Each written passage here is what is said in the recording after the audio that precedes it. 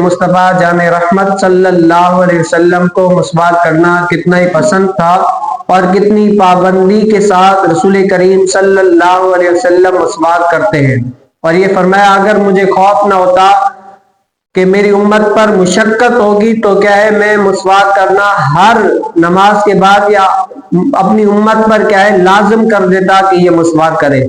लेकिन हुजूर अलैहिस्सलाम ने क्या है मुशक्कत की वजह से कि मेरी उम्मत पर शाक गुजरेगा इसीलिए ये फर्ज नहीं किया। और हुजूर अलैहिस्सलाम को जो चीज पसंद होती है ना तो वो क्या है अच्छी और हमारे लिए क्या है फायदा मंद होती है। तो हमें भी रसूल कायनात सल्लल्लाहु अलैहि वसल्लम की हर अदा को अदा करने की तौफीक नसीब फरमाए अल्लाह ताला। तो मुसवाक करना हुजूर अलैहिस्सलाम को कितनी पसंद थी कि हुजूर अलैहिस्सलाम कसरत के साथ मुसवाक किया करते थे। हालांकि हुजूर करीम सल्लल्लाहु अलैहि वसल्लम जब बोले तो मुंह से क्या फूल झड़ते हैं।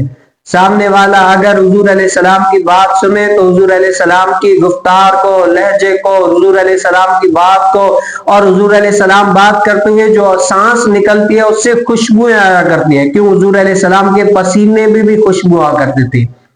तो हुजूर अलैहिस्सलाम फिर भी इतनी मुशक्कत के साथ मुसवाक करना ऊपर अपने ऊपर आयत करते क्यों? ये तालीम उम्मत के लिए, ताकि मेरी उम्मत इस चीज को अपने ऊपर नाफिज करे।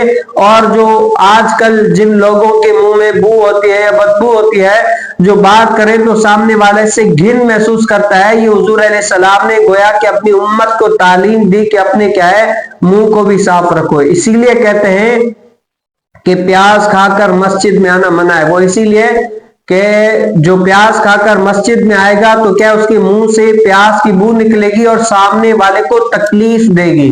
इसीलिए यह क्या है प्याज खाकर मस्जिद में आना मना है। और वैसे प्याज खाना कोई मना नहीं है। अगर कोई प्याज खाता है और अपने मुंह को अच्छे तरीके से साफ करता है तब तो मना ही नहीं है।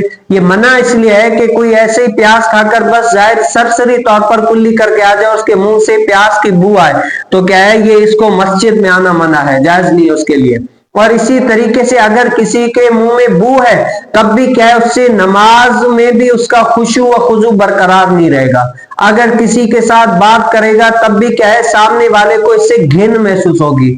तो हुजूर अलैहिस्सलाम ने क्या है ये अपनी उम्मत की आसानी के लिए, उम्मत को तालीम देने के लिए मुसवाक की, ताकि मेरी उम्मत भी क्या है मुसवाक करे। और हुजूर अलैहिस्सलाम की रूटीन क्या थी?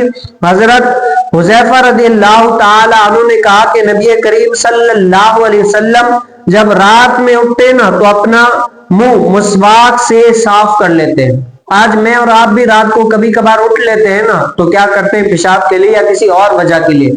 लेकिन नबी करीम सल्लल्लाहु अलैहि वसल्लम जब रात को किसी वजह से या किसी काम के लिए उठते तो हुजूर अलैहिस्सलाम क्या है मुसवाक करके फिर सोते।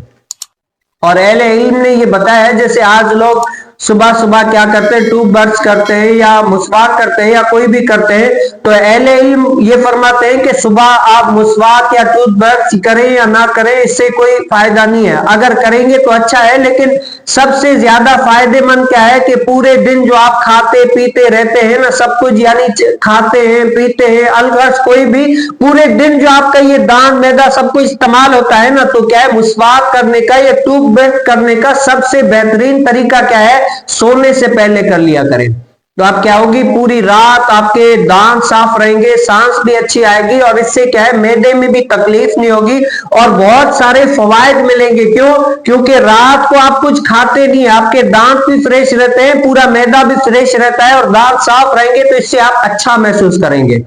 सबसे ज्यादा परफेक्ट तरीका क्या है? मुसवाक करना, टूथ ब्रश करना क्या है? सोने से पहले करना।